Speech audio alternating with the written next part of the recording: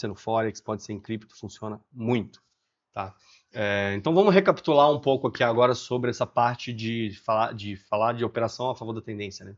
A tendência é um comportamento humano replicado em massa, né?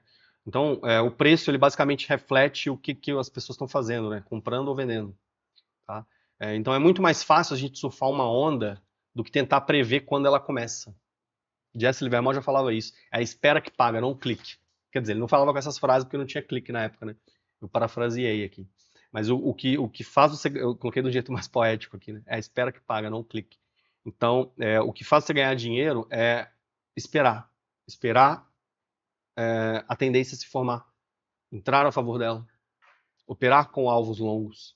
É isso que faz você ter sucesso. Em todos esses livros aqui, cara, todos esses livros, os caras falam isso. Operação a favor da tendência, alvo longo, não entrar pela emoção. A tendência te dá clareza, te dá direção, te dá o contexto. Te tira do caos e te coloca num cenário favorável. Ou seja, operar com tendência aumenta suas chances estatísticas, reduz o conflito interno e favorece decisões mais racionais, tá? Então, fazendo um resumão ali das técnicas desses grandes traders, o Mark Minervini usa um indicador de contração de volatilidade e ele, ou seja, ele compra quando há uma consolidação e um rompimento. Ó, eu falei disso, né? Falei disso aqui, ó, lá atrás. Não falei dos exemplos aqui, ó. Consolidação e rompimento. Consolidação, rompimento. Ele usa um indicador só para isso, o Mark Minervini, tá? Ele tem um indicador de contração, que é um indicador que ele criou lá. Não sei como é que é o indicador, não conheço a fundo. Mas é um indicador para prever isso aqui, ó. Consolidação e rompimento. E o cara ficou milionário fazendo isso, entendeu? E ele é um cara extremamente reconhecido na gringa, entendeu? E é basicamente isso que o cara faz. Então aqui, ó, ele compra quando há uma consolidação e um rompimento da consolidação. O Larry Williams usa swing reversal, né, que é a reversão mais a força do preço. Ele usa padrões de explosão e pullback curto, que é aquele 9.2, 9.1. Então ele rompe, é um setup bem conhecido. Se você pesquisar no YouTube, você vai ver. Então ele pega uma explosão e um pullback curtinho, tá? Que é o que o All chama de L1. Ele pega a falha da L1 do All mas isso também é papo para outro vídeo, tá? Porque senão a aula vai ficar gigante aqui. Tô falando rápido já, tô querendo acelerar, porque senão o vídeo vai ficar muito grande e a chance de muitas pessoas não assistirem até o final é grande. Tá? O Nicolas Darvas operava o Darvas Box, que é basicamente um caixote. Tá? Então ele compra no rompimento da caixa mais volume. Mesma coisa do Minervini, né? Ó, ele espera uma consolidação, rompe a consolidação. E aí a diferença é que esse cara aqui olha o volume. Entendeu? Mesma coisa. Jesse Livermore operava pivot points com confirmação. Tem indicador de pivot point aqui, eu não uso não, mas você acha ele aqui, ó, pivot points. Tá? Só entra após a confirmação da tendência. O Peter Branch operava chart patterns clássicos, né? Eu não sei porque eu escrevi em inglês aqui. Ele usa chart patterns é padrões gráficos, né? Então ele usava rompimento de caixote, rompimento de triângulo, essas coisas. O Peter Branch é aquele cara que eu falei que é o primeiro cara desse livro aqui, do Unknown Market Wizards, tá? É um mago do mercado desconhecido. A capa dele é amarela, tá? Mas ele tem uma capa amarela e você tira a capa amarela, fica com essa capa preta aqui. Mas se você pesquisar no livro para comprar, você vai ver que a capa é amarela, tá? Então, é esse cara aqui, o Peter Branch. Então, a gente já viu 3 padrões aqui, ó. Rompimento de padrões de continuação. Então, no caso, ele operava padrões de continuação. Então, bandeirinha, né? Tipo assim, o preço fez um rompimento, fez uma perna de alta, um caixote, rompeu o caixote. Padrão de continuação, é isso. Né? Ou um triângulo de continuidade. Já viu 3 padrões aqui, ó. Esse cara opera isso, o Minervini operava isso e o Nicolas Davos operava isso. O Ed Seikota é o trend follow impuro, né? Mais média móvel. Trend follow é basicamente. Trend follow significa nada mais nada menos do que seguir a tendência, né? É basicamente stop ATR, né? Então, por exemplo, vou colocar o Ibov aqui ó, no gráfico diário, mas pode ser o índice, né? Vamos usar o índice aqui ó, no gráfico de 5 minutos. Tá? O trend follow é isso, basicamente. Ó, stop ATR ficou vermelho, fica vendido. Procura por vendas, procura sinais de venda. Você não vai vender só porque o stop ATR ficou vermelho, né, jovem gafanhoto? Porque isso aí não funciona no longo prazo. Pode até funcionar em alguns contextos, mas não vai funcionar sempre, né? Porque quando o mercado ficar lateral, ele vai ficar cortando toda hora, ele vai ficar verde, vermelho, verde, vermelho, verde, vermelho. Então não dá para você fazer só isso, né? Mas você só operar baseado na cor do stop ATR não funciona. quer dizer, vai funcionar em tendências longas, mas quando o mercado lateralizar não vai funcionar. Então, se você pega a leitura de contexto e faz aquela análise que eu falei, ciclo, contexto, perna, pressão e setup, e usa a cor do stop ETR para fazer um trend follow, putz, sucesso, sensacional. Se você quer colocar a regra de coloração do IFR também, que você tem a opção de assinar ela, vai dentro também que vai funcionar, ok? E ele operava quando a tendência se confirmava, tá? Então ele provavelmente tinha alguma regra de cruzamento de médias, pivô, stop ETR, coisas parecidas com isso, né? São formas de você usar. Então, resumindo, Mark Minervini usava o Volatility Contraction Pattern, que é basicamente você procurar uma lateralização e rompimento, nada demais.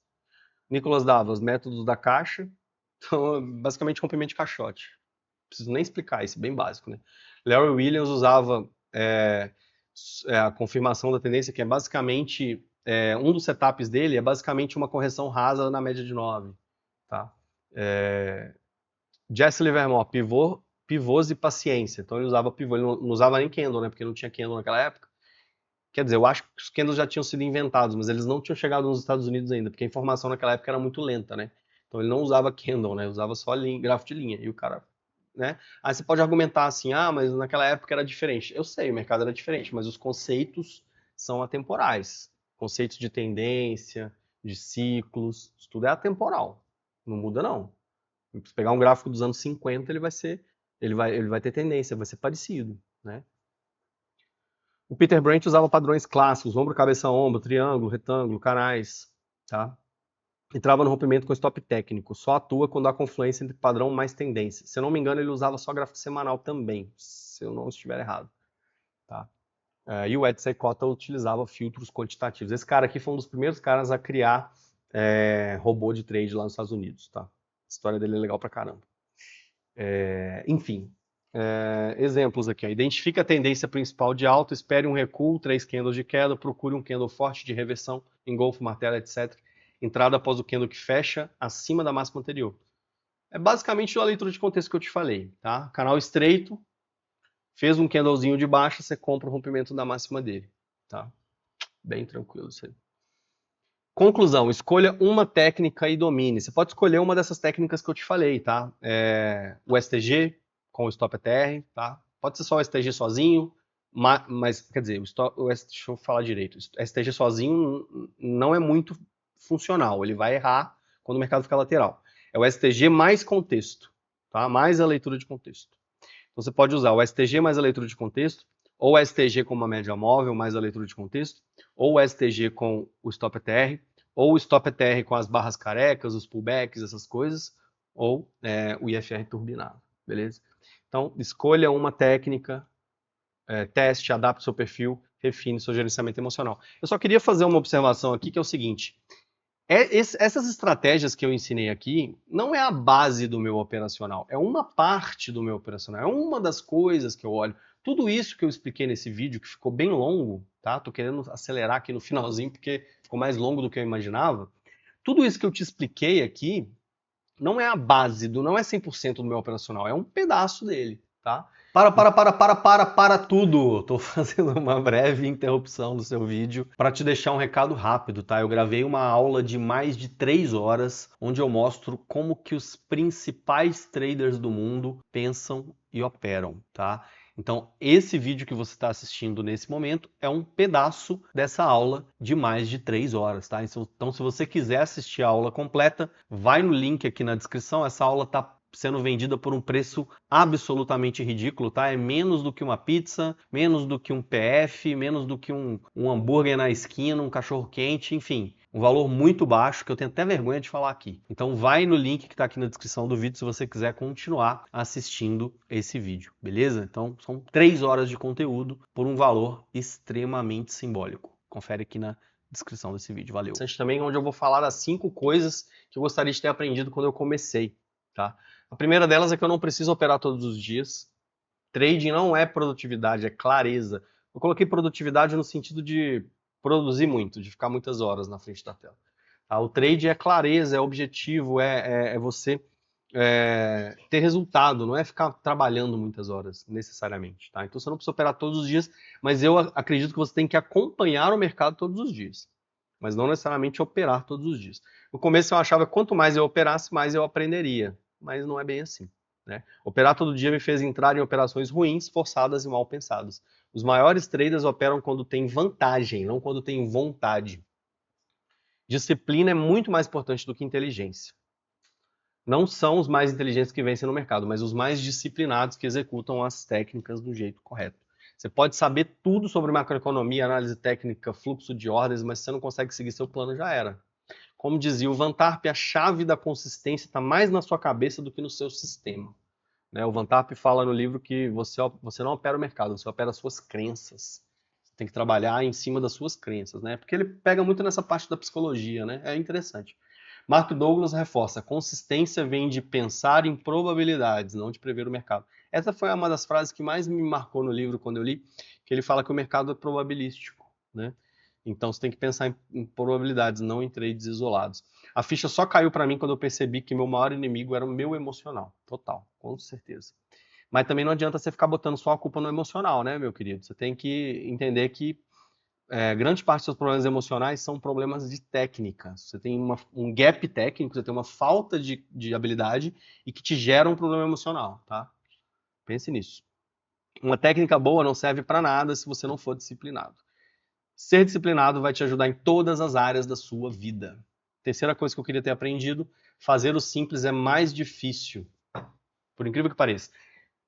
Porque a gente tem uma tendência natural a complicar as coisas, sabe? É tipo querer achar uma parada muito complexa, quando na verdade tem pessoas que às vezes. Como é que eu vou explicar isso? Tipo, tem pessoas que parece que estudam menos e acertam mais. Eu já vi gente assim. Então, porque o cara simplesmente faz o certo, faz o feijão com arroz, entendeu? E às vezes a pessoa fica procurando uma técnica mirabolante e, cara, não vai dar certo, entendeu?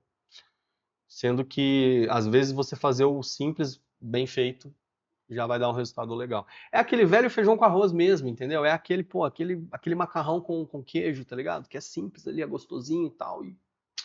Entendeu? Não precisa complicar. Muitas vezes as pessoas complicam.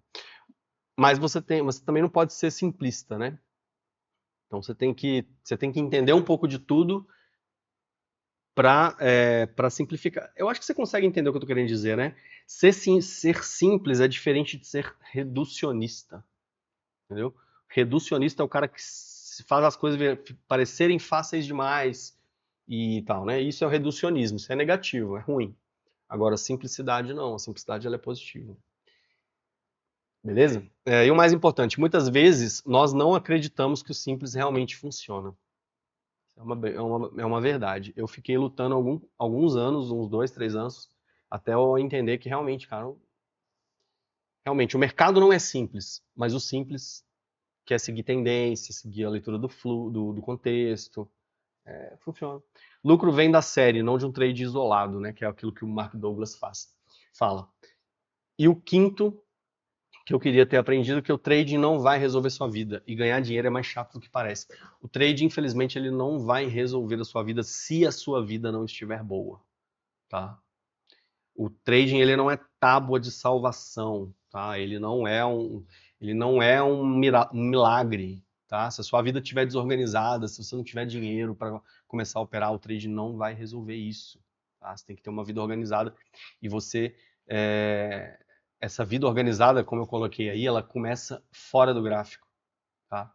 A sua consistência, ela começa fora do gráfico, né? E o seu emocional é o seu ativo, é o seu maior ativo e o seu pior sabotador, né? Então, ao mesmo tempo que o emocional é a coisa mais importante que você tem, ele também é o que mais pode te prejudicar, tá? Os traders de verdade não operam para se divertir, eles operam para ganhar dinheiro, tá?